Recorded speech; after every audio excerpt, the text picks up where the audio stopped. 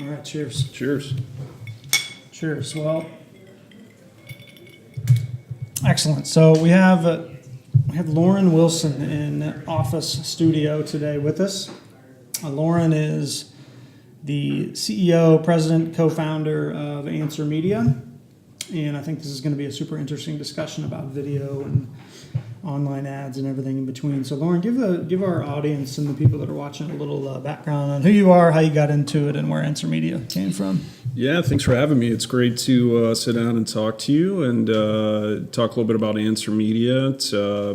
We like to consider ourselves a diverse digital media and ad tech company, and what that means is we're involved in a number of different things, primarily revolving around video, as you mentioned, but we've started to invest in a lot of different areas. For example, our business started primarily as an ad network, so connecting advertisers with publishers and the demand and the supply for video advertising. That's going back almost 6 years now.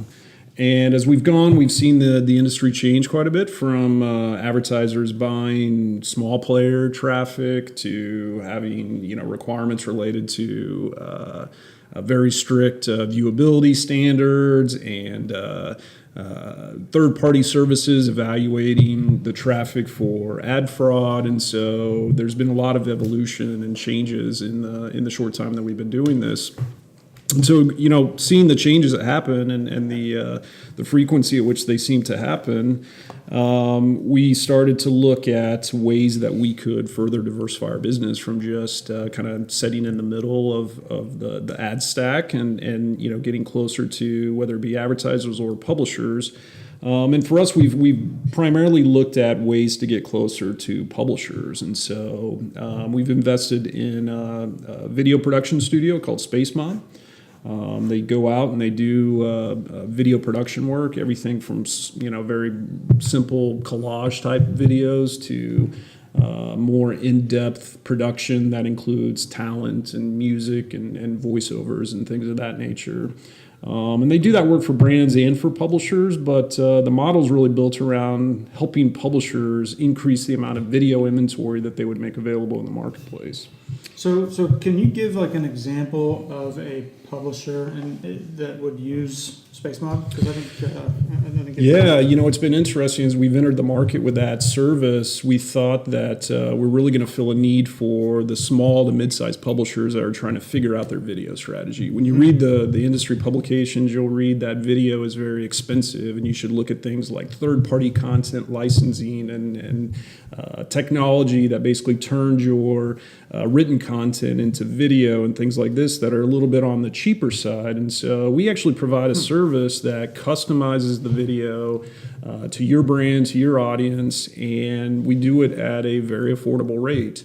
And we get away with that because what we're looking at is for publishers to sign up and do a lot of video. So it's a scale volume type play. But we work with publishers. As I was alluding to there, we thought it was going to fill a void for small to mid-sized publishers. What we found is it's actually the larger publishers, Time, NBC Universal, large publishers like this that we've done work for that actually already have their video strategy figured out. They already know the economics behind video advertising, and what they're looking for is a cost-effective way to increase the amount of video inventory that they make available to their advertisers. So say say I have, this is a smaller example than like a Time, but say I'm a cycling news website, right? And we have 5 or 6 articles a day written about cycling and whatever events are going on. You guys can take the content that I already have and repurpose it into bite-sized videos, is that right? Yeah, more or less. So we've done that for, publishers that would probably be considered on the smaller to mid-size, right? So, it's maybe a 4 or 5 man shop and generating a few $1 million in revenue, certainly not the size of a Time Inc. or an NBCU. And they do a really good job of engaging their audience with written content. So they know what to write about, what sort of voice to have and tone and that sort of thing. Fandom, which is like a gamer site. They write about games and things of that nature, would be a good example of someone that we work with. And we, take their ideas from written content form and turn them into video. And we call those more collage type videos. So it's not just one or two videos. It's like hundreds of videos. Yeah, exactly. The Time Inc. example would be more associated with, certain brands like Southern Living, where they've got a very strict guideline around the type of cutlery to use in the video when you're chopping onions, or the kitchen appliances that are in the background when they're showing the bowl of rice that's part of the ingredients for a demonstration type video. So those things are tricky. There's a lot more to it, but the experience that our team has, which their experience is in film and movies and documentaries and that sort of thing. And so we just know how to produce good videos. And so, our thought in investing in that group was that creating more inventory is an obvious need in the marketplace. If we can create more video, generate revenue from that, then chances are it's going to lead to other opportunities to provide additional services, primarily revolving around technology and monetization. I love it. So I think that one of the coolest parts of your story that I know about, I'm curious to get you to talk about it a little bit. So, the Answer Media started out, like you said, as an ad network. But what I love about your story is you guys started out doing one thing, and it was in the video space. But it looks like, on the outside looking in, that Answer Media has really turned into more of a, like a parent holding conglomerate of other video-related assets. And so you got good at video, got into that space, and it spawned a bunch of other technologies or opportunities. I mean, I can see, looking at your site, you've got Rocket Yield, the company out of Pasadena. Yeah, Yield Nexus. Yield Nexus, yeah. So talk about those different assets and how those came about, maybe starting with Rocket Yield. Yeah, I mean, Space Mob is one that we really love, and they're doing some great work, and mentioned some of the publishers they're working with, and we're working with some big brands as well. But, that's one of several investments that we've made and business units that we've launched, primarily, again, revolving around the video space and the video advertising space. Rocket Yield is another service that we're really bullish on and really love right now, and it's a solution for publishers. And this came about in an interesting way because we are in the marketplace working with publishers to offer them outstream video solutions.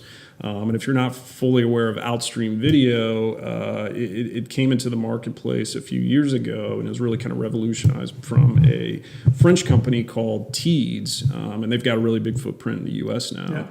So I wasn't familiar with outstream or the terminology at all, but I did a little homework today about the difference between in-stream and outstream, and I came across Teads and was looking at their stuff a little bit. So for the layperson, you got, and if I explained this wrong, then correct me, but in-stream is in-stream video where you've got pre-rolls, post-rolls, mid-rolls, that kinds of thing. Yeah, think right? YouTube, right? You go and you watch a video and you see an ad before the actual video starts. Okay, so outstream would be if you're scrolling your Facebook feed, the entire unit is a video itself. Is that right? Yeah, it's more like almost like display, right? And so with Outstream, what you see is you go to an article page and you scroll down to the fourth article, and this unit expands and it plays a video. Okay. So you're not necessarily going to that page to watch a video, okay. But it accomplishes a couple of different things. It's a great opportunity for publishers to further monetize their pages. In a pretty tricky landscape right now of diluted CPMs and ad quality issues and that sort of thing. It's tough to be a publisher. And it accomplishes something for the advertiser too. I mean, they get access to more video inventory, which quite honestly there's a shortage of good inventory. The units typically expand only when they're in view, and so you got to scroll down to that third or fourth paragraph where it's placed. It expands, it plays. The user sort of controls it from there. They can turn it off. They can hover over it and listen to the volume, expand it all the way on a mobile device and watch the ad, that sort of thing. Would like a like a takeover, a full page takeover qualify as in-screen, or is that a different type of? You know, it probably depends who you talk to. We'd certainly consider that as just another type of outstream placement, right? So the content example would be probably the most popular. There are also placements that sit at the bottom of the browser and just sort of are static. We call those sliders. It doesn't matter where you scroll, they just sort of appear if there is an ad to play. But the point is, you haven't necessarily gone to the page to watch a video. There's no video content. It's just 15, 30-second ad. It either plays and collapses, or the user, closes it. So the shifting gears to the ad side then a little bit is the advertisers are paying for those CPM, right? Right. Okay, so it's CPM not only ad side. You mentioned diluted CPMs. I'm curious, I know it probably ranges broadly from the type of contents that you have and everything else, but what kind of CPMs should a publisher expect right now? Middle range for those types of units, it's probably going to be in the $4 to $7 range, right? Certainly there's some units and some providers that are going to be a little less, some that are going to be a little bit more. But we work with a number of different groups, and that's probably a pretty safe range to say where that's going to sit. Which, if you're talking about display, it's going to be more like 50 cents to $2, right? And so you can see why those numbers would be attractive to publishers. Yeah, sure. So so it's a rocket yield, if I'm hearing you right. Is that like a piece of technology that gives the publisher the best yield based on the available ad inventory? That's the idea, right? So we were out there competing with the likes of Teads and other providers that are in the space, providing these outstream placements to publishers. And as I mentioned, just the landscape of being a publisher is tough. I mean, what they're going to evaluate is what's going to make the most money, right? Yeah. And so when you're just strictly competing for that placement for that one type of unit, you're competing on fill rate and CPM. And video is not like display. There aren't enough video advertisers for an ad to show up 100% of the time. And so the fill rate is very important. Wait, so hang on, just want to understand that. So there's more supply than there is demand. Yeah. So you got more available impressions, not enough advertiser. Yeah, more opportunities, right? So someone may have a video on their page, whether it be outstream or instream. An ad call goes out. It's just not going to be an ad is not going to be returned 100% of the time. So display's a little different, where there's so much demand, it's loaded. As long as you'll accept the right price, you're going to get an ad return. Typically. So what happens in the scenario where there is not an available piece of content from the call? Is it default to display or nothing? Nothing. So with the outstream placements, because they're typically in the middle of the content, publishers will maybe default to like a display ad or something of that nature, or nothing. Just they don't disrupt the flow of the content, that sort of thing. So Rocket Yield was we thought of this because we were losing deals basically. So we'd go in and we'd win one deal and lose two at the same time because our CPMs weren't high enough, our fill rates weren't high enough, and these things fluctuate. Time of year, different campaigns, what's going on in the programmatic stack, and so it's tough. It's tough, and the way a lot of these groups won business, and Teads, I'm pretty sure would be included in this, is they did guarantee deals. So no matter what their fill rates are, no matter what the CPMs, they're basically paying for the placement. And then the plan was to build up enough advertiser demand from there. As a small company, we couldn't really do that. Yeah.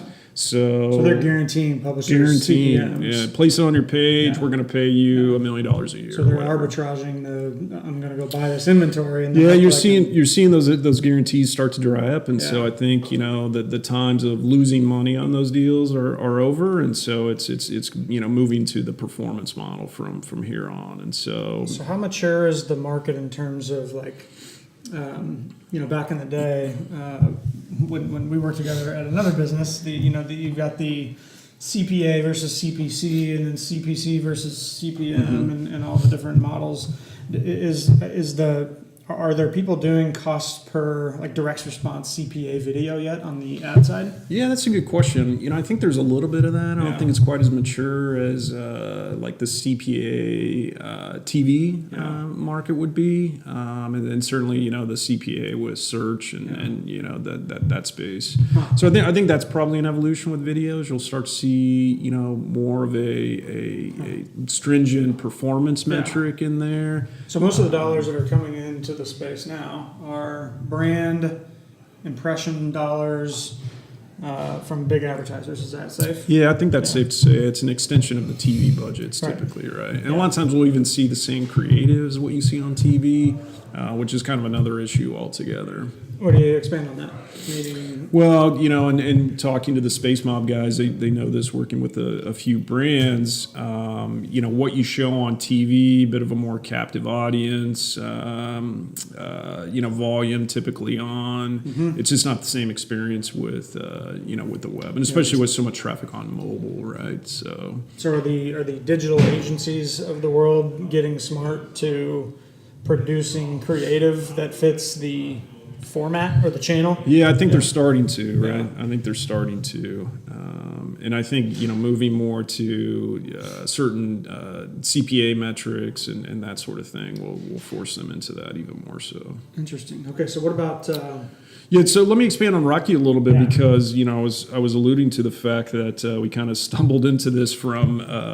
more or less from failure, I guess. So it's a funny way, but it's the best way to get there. Sometimes it works out that way, but we were losing deals, and so we asked her, how do we stay on the page? How do we keep our code on the page? And we basically had a hard reality that we can't do it by simply competing on CPMs and fills, and so we kind of reworked our strategy.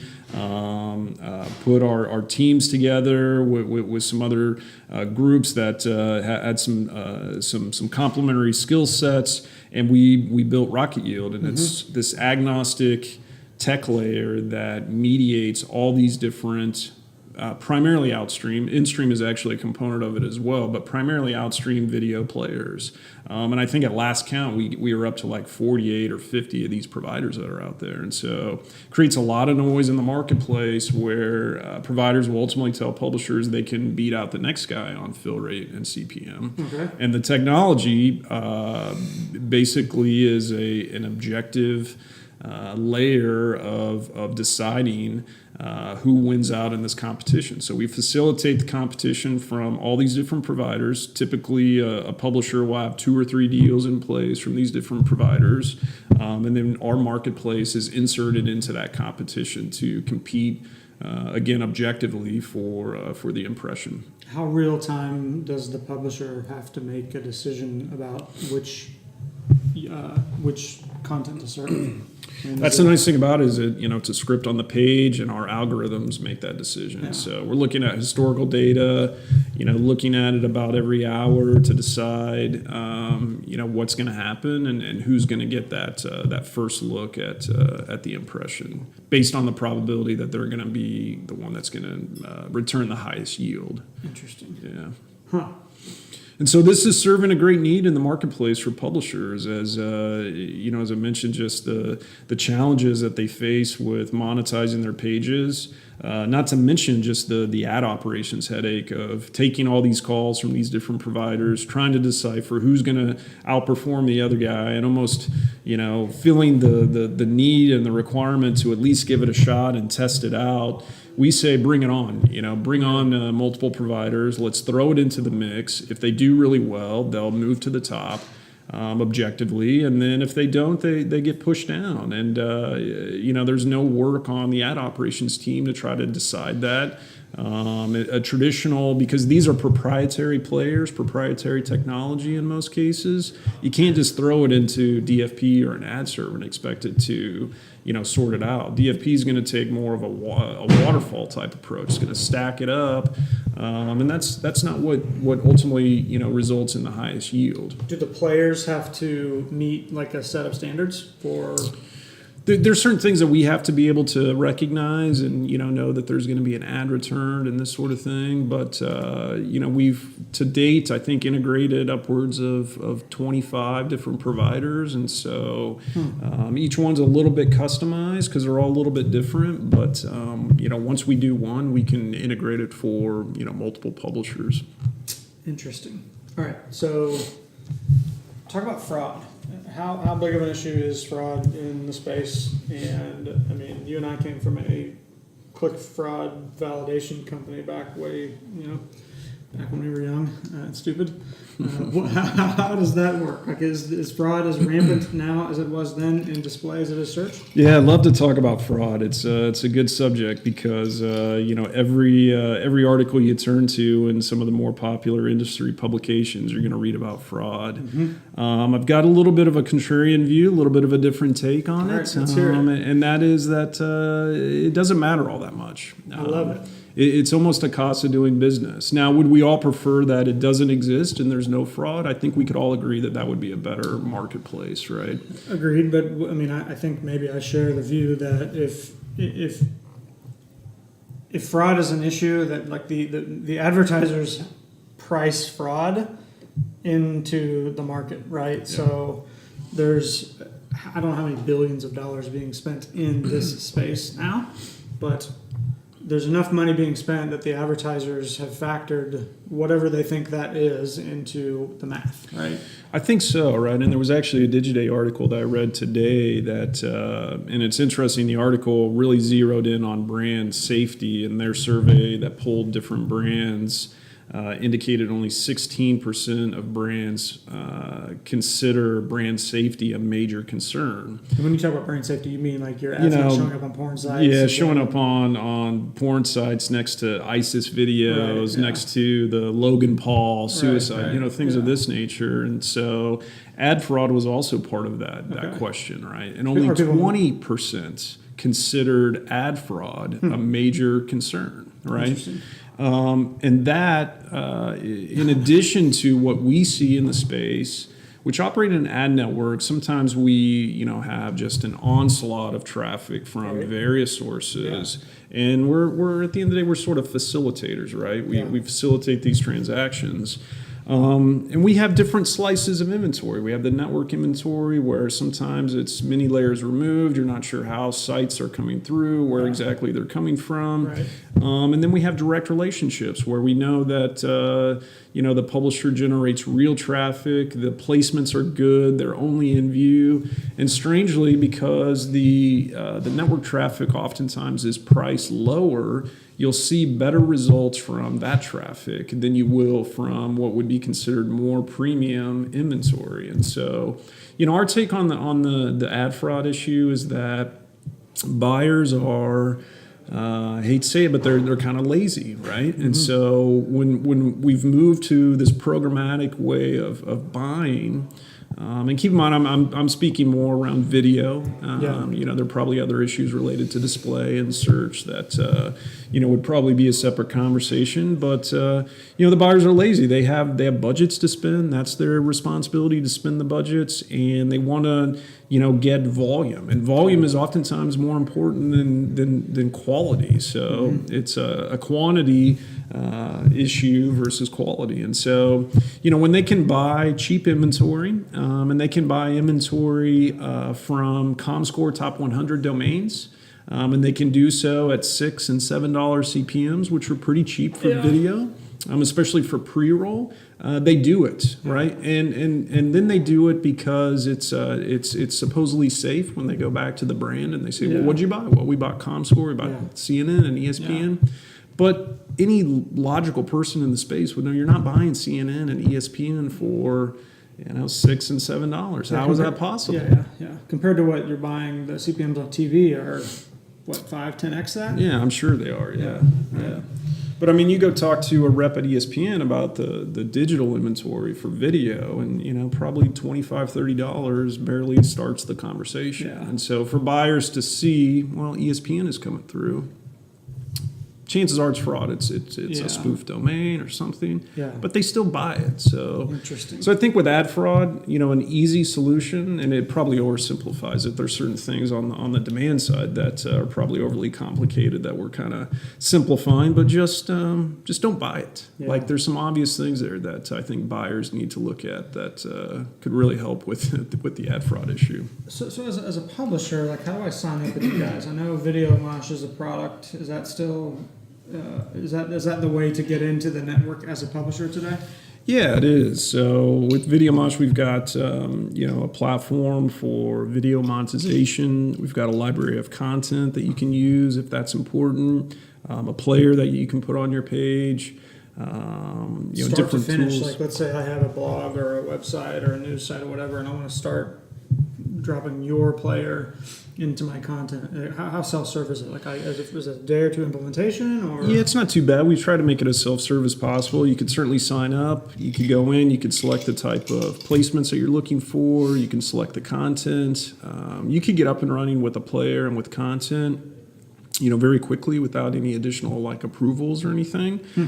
We would run some checks for the advertising ultimately, and make sure that you own and operate the site. And then to set everything up on the back end to make sure we point the right advertisers to your blog. But it's not some hugely technical. No, it's it's like embedding a YouTube player. Okay, so it's all JavaScript. Yeah. Yeah. Very interesting. So on the ad side, tell me about Yield Nexus. Was that a recent deal? And if so, Yeah, it's been about 18 months ago. Okay. We did a deal and have a stake in this company called Yield Nexus out in Pasadena. Basically a group of data scientists that provide a lot of technical capabilities, a lot of optimization capabilities. And it really looks at ways to further optimize the transactions between buyers and sellers for video advertising. Cool. So is that headquartered here in Kansas City, or you said it had an office in Pasadena? Yeah, so it's headquartered in Pasadena, and we've got an operation in Shanghai, China as well. Interesting. Have you been over there yet? I have not personally. The guys in Pasadena go over there from time to time, probably about once or twice a year, but I've not been over there. Interesting. Yeah. Okay, so let's shift gears a little bit to social.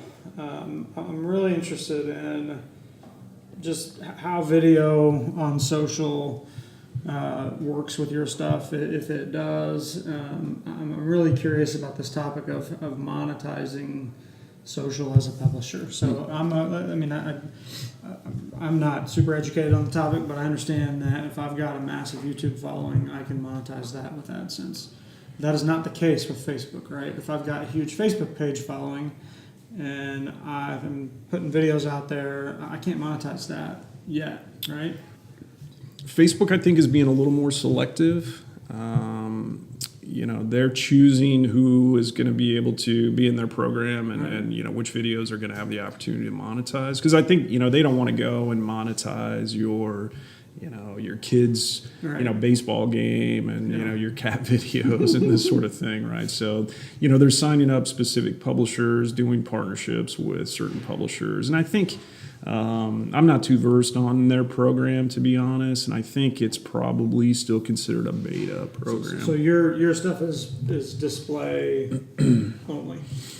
So our stuff is more for direct to site. Where we do get a little bit of traction with social is with our Space Mob division, where they're actually developing videos For social media. Yeah, for social media. And we're doing that both for publishers, that's our primary client base, but also for brands. And we're trying to expand into brands a little bit more on that side of the business to say, Got it. you should think like a publisher, right? Yeah. Publishers are putting out dozens of videos telling, stories and engaging their audience, Yeah. You should do the same thing. 100%. Every company is a publisher.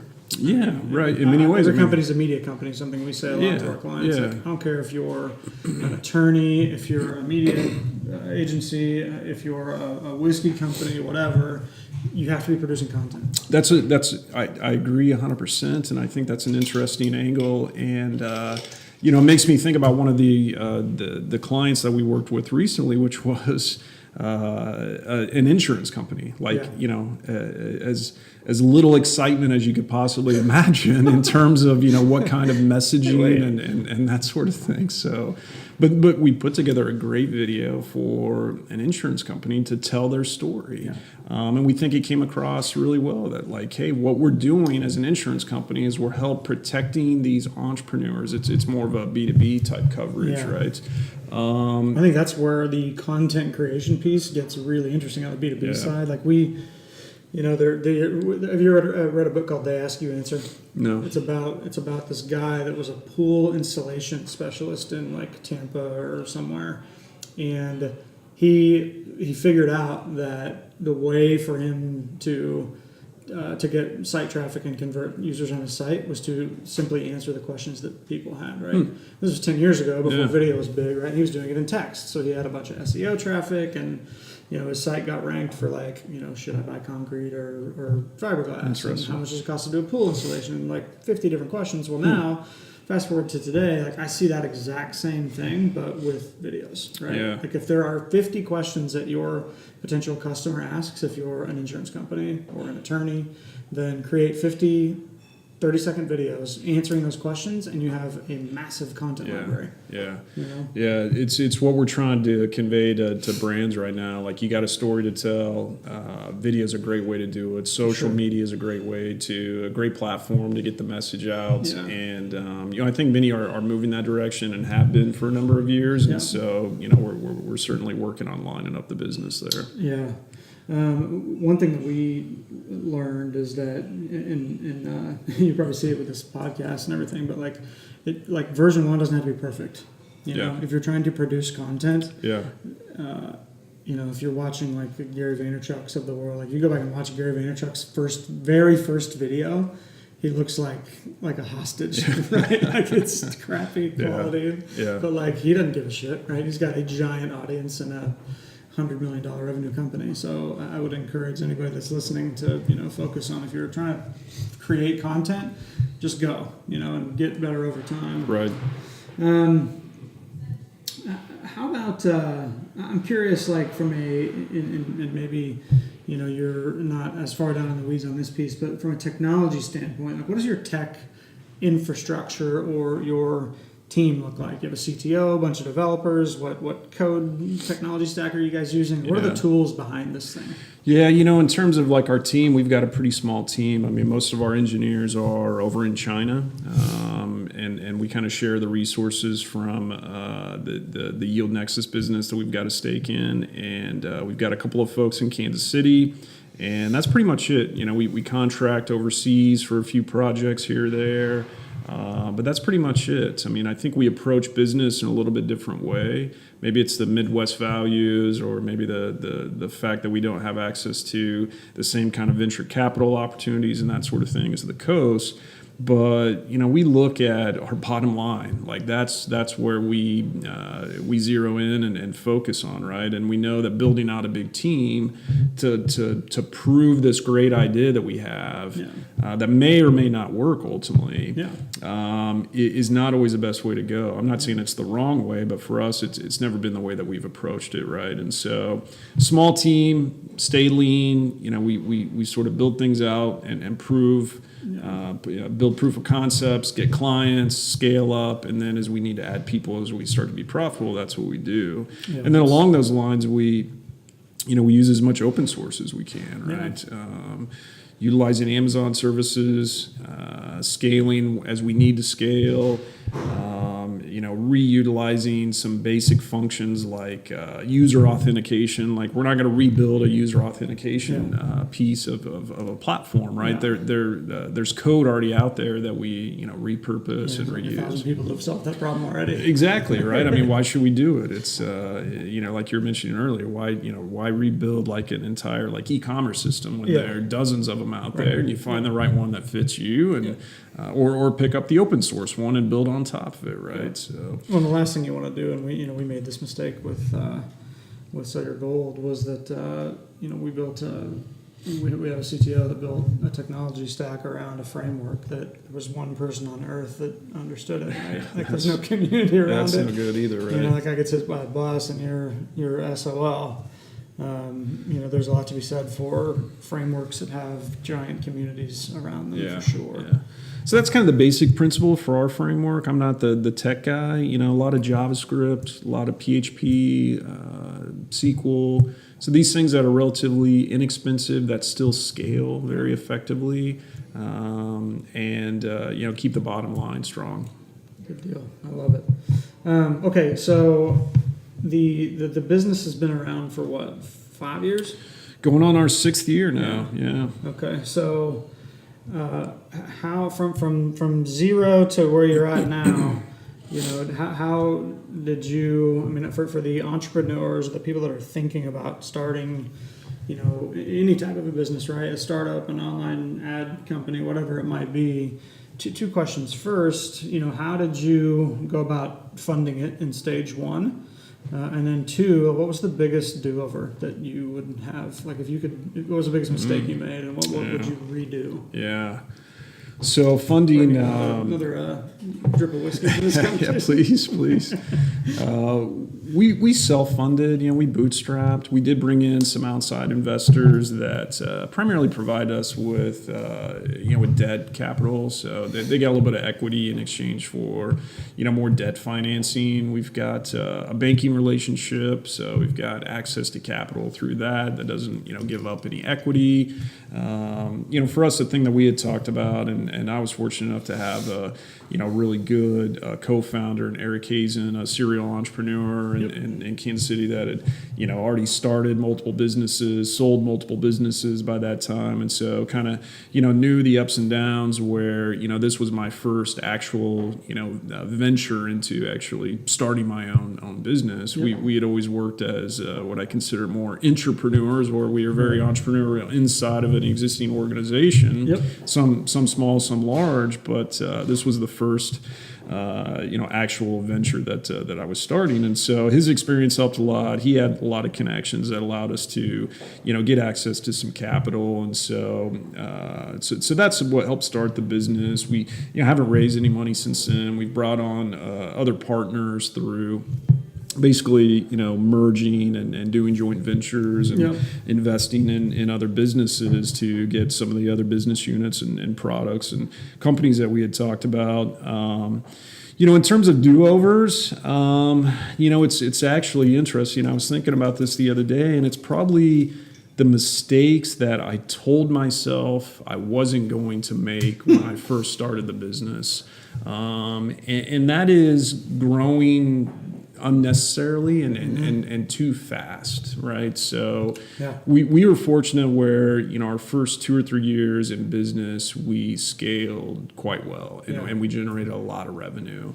And what we felt like was, well, to do more and to have these great ideas executed, we need to hire more people. Now, we didn't go crazy. We hired maybe 2, 3, 4 people, not, you know, staffs of 10 and 15 and that sort of thing. But still, people are expensive. And when a small business doesn't do as well in year 4 or year 5, et cetera, that's your biggest expense, right? Is your labor costs. And so, you know, looking back, people are not only expensive cash wise, but you know, the people are great if it serves a purpose. But if you know, if you add too many people into a company at the wrong time, it can slow you down a lot, you know? So just looking back, I mean, we hired, you know, a handful of full-time folks. We hired some contractors, you know, some agencies to help us with marketing and PR. And there were a lot of good results from many of those relationships. But, you know, I'd probably look back and say, you know, this one and that one, like we didn't get a lot out of it other than spending a fair amount of money. And so, and I look at our team today and we've, you know, reduced our headcount even from last year, and we've got a really solid team, and I think we can get a lot out of a small team. And my philosophy is, and strangely, like I said, going into my venture, it was the same way. I just didn't necessarily practice it.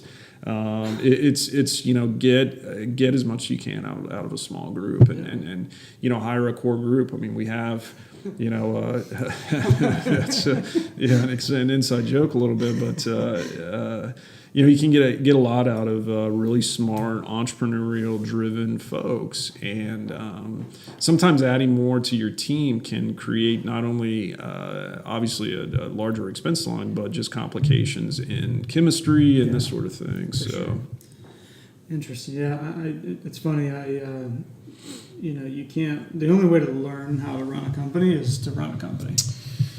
You almost have to make those mistakes. People will tell you the mistakes that you shouldn't make, and every experience is going to be a little bit different. And I knew coming from larger companies that I'd seen many mistakes, and starting my own company, I said I'm not going to make these mistakes, and yet. I felt like at this stage I probably did make a few of those mistakes. Maybe not at the same scale as what I had seen previously at other companies, but still, made a few mistakes that were very similar. Yeah. Interesting. So, one of the things that I think I've had every guest answer this question to this point, and it's funny, the answers are always so different, but the one thing that is important and that really matters in any company, that no company exists without it, is sales. Yeah. How do you sell in your business? What does that look like? Who does it? What's the process? And talk a little bit about maybe some of the bumps and bruises along the way there. Yeah, it's obviously a very important component of any business. We've got a couple of different approaches, because we do have a few different types of businesses and products. Where we started with the ad network, it's very transactional. Everyone is interested in, how can you supply me with either traffic or with ads, right? Yeah. And typically what you have are, upstream relationships, meaning that if you're going to provide advertising, you either have a salesperson that's selling to advertisers, or you have a relationship with someone like Google or someone like Rubicon or platforms or exchanges, right? And on the supply side, it's, you have relationships with publishers, or you have relationships with technology providers, or even potentially other ad networks. And so, for better or worse, there are a lot of layers involved in our space, right? And so it ends up being fairly transactional, where it's, hey, this is what I've got. I've got a lot of traffic, and I've got a lot of mobile traffic, and how can you help me? Well, I've got a lot of mobile advertisers, and they're looking for more traffic, and we can pay you a $4 CPM, and so here's the setup, and you're on your way. And so it's a little bit more of a business development function. Yeah. So we've got folks out there that are, having those conversations and knocking on those doors. And then we've got folks that are doing the same thing with publishers primarily. We've coming from the ad tech space, it does typically, you kind of toe the line between relationships with advertisers and relationships with publishers as a solutions provider. And publishers can't really exist without advertisers, and vice versa. But as a solution provider, what we found is a problem oftentimes, especially when we look at the video providers, you tend to have your bias, right? Yeah. So we mentioned groups like TEEDS. Oftentimes what we've seen with those types of companies and providers is they're typically advertiser focused. The advertisers pay the bills at the end of the day. So the advertiser said, this is what I want. I want certain viewability metrics. I want certain types of sites and content, and that's what I'm going to go with, right? Publisher says, I'm giving you my audience, and I'm giving you my impression, and I expect to be paid for it, right? Advertiser doesn't necessarily see it that way. They want their campaign to perform, right? Sure. Publisher wants to generate revenue to keep their business going. Yeah. And so we've taken the approach of, and really fairly recently, within the last 8 months to 12 months or so, that, hey, we don't need the ad side of our business. There are other groups that can do that well, and we're going to partner with those groups. Yeah. We're going to focus on serving the publisher. Yeah. So most of the solutions that we have, probably with the exception of Space Mob, which does deal with brands as well, it's all focused on publishers. How can we help publishers better increase yield, better monetize their videos, get access to more opportunities with advertisers through, sales. We're coming up with an outsourced sales solution that we're getting ready to launch through some investments with some other companies. And so it's all about helping publishers because, as I mentioned a couple of times earlier, it's tough. It's tough to be a publisher right now in the landscape that we're working in. Huh. Yeah, I can imagine. So I guess, your original question about sales. So, it is an important function.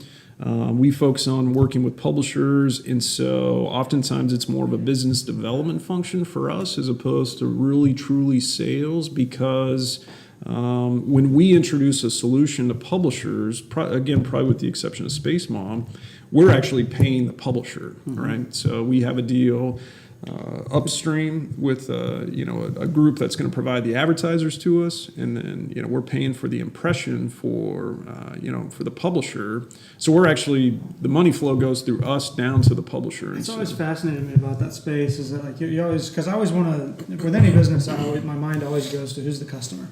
Yeah. Right, like who's paying? But in this business, it feels like the opposite. Like it's a little different. Like you guys are paying the publishers. Yeah. But like the publishers really are the ones that you got to make happy. Yeah, in the traditional sense, the advertiser is probably the customer. They're the one writing the check. Sure. But in our business, we probably view it more as the publisher. It's like if they didn't exist, if we weren't working with them, we wouldn't have the opportunity to generate revenue. Yeah. Which again ultimately comes through from the advertiser, but because the publisher relationship is so critical in that ecosystem, that's who we ultimately consider our customer. Where do the agencies fall here? I mean, are the big agencies, like I know a lot of the big agencies have their own demand side platforms or they're partner with technology companies. And talk to me about that landscape at all. Do you guys have relationships with agencies and what does that look like? We do. So, what we've done is we've connected to the exchanges. Okay. So Rubicon is a good example where they're an exchange. They identified early on that they can connect into all the DSPs. Do they go public? They are public, Yeah. Yeah, and so they've had a rough go out of here recently because they're a little behind in header bidding, and so they're playing catch up with header bidding. But they've been pretty bullish on video and mobile, and so it's been good timing that we've been able to connect and work with those guys. Cool. But what they provide to us is a private marketplace where our ad sales guy, which we still have to have one, unfortunately, even though we do focus on publishers, it's still an element of that part of the business. He is talking to agencies, to brands directly, oftentimes gets directed through the agency in one way or another. And so they're all looking to do deals programmatically. And so those programmatic deals, like you said, go through their DSP. Oftentimes the agencies will use multiple DSPs. Yeah. It'll be Google, it'll be Trade Desk, it'll be Adelphic, whatever. And so Rubicon is connected into all those DSPs. Yeah. And so if we say, well, we've got these 5 sites that fit, what you're looking to do, and they want to buy on those sites, we agree to terms, to pricing, and we're connected programmatically through Rubicon is our primary platform today. So it's kind of connecting the pipes. The internet's just a series of tubes. It's just the tubes getting redirected and connected to the right place, and things start to flow and work. So nice. Technology is a funny thing for sure. So that's our relationship with the agency. It's sort of direct, but at the same time, it's kind of indirect because all these transactions are still programmatic, know. So they're not telling us the days of writing an IO for 10 million impressions at a $10 CPM, and you've got to deliver those by Valentine's Day. It just those deals don't happen quite as often. Yeah, it's funny. I mean, I went to KU like you did, and the whole experience there in the late 90s was optimized to for that world, right? The old school agency world, and that world is long gone. Yeah, I think it is. Yeah. I think it is. Well, so one last question: what's one bit of advice you've got for somebody that wants to go start an ad tech company tomorrow? Yeah, I mean, I guess it depends on kind of the niche you're going to carve out for yourself, and that's probably one bit of advice is to look at what the problems are, and there are a number of problems, and so looking to solve a problem is always a great way to approach a new venture. Yep. So that's one bit of advice. I guess the other bit of advice is just do it. I mean, just give it a shot. I know it's hard. I did it when I had a 2-year-old at home and was in a nice cushy job with a nice salary and this sort of thing. And, I was giving up a lot and I was taking a lot of risk, but I just felt like I could do it. And I felt like it was time and I wanted to do it. So, you're going to tell yourself, well, I'm too young or I'm too old or I have too much debt or any number of excuses. But if you feel like it's something you've wanted to do, you feel like you've got a good solution that you can solve, a problem that you can ultimately solve, I think my advice would simply be to do it. Just do it. Yeah, I love it. Well, we'll end on that. I love it. I think you're absolutely right. I think you got to just do it. And, you can always go, like if you're an entrepreneur, you can always go find a job. Yeah. If you're marketable. Yeah. So, if it doesn't work, it doesn't work. Don't be scared of failure, right? Yeah, for sure. Well, listen, I really appreciate you coming in today. It's been an awesome conversation. I'm really excited that, you guys have done so well. And I appreciate you kind of telling your story about your tech and the platforms that you guys have been involved with. If you're listening and you're looking to better monetize inventory, if you're a display publisher, a content publisher, go out to videomosh.com, right? Videomosh.com or answermedia.com is a good starting point. It kind of showcases the different business units and brands that we've got, and select the one that's going to be most appropriate for what your needs are. Yeah, cool, awesome. Well, Loren, thanks a lot, man. I appreciate you coming in. Yeah, thanks for having me. It was fun. Cool.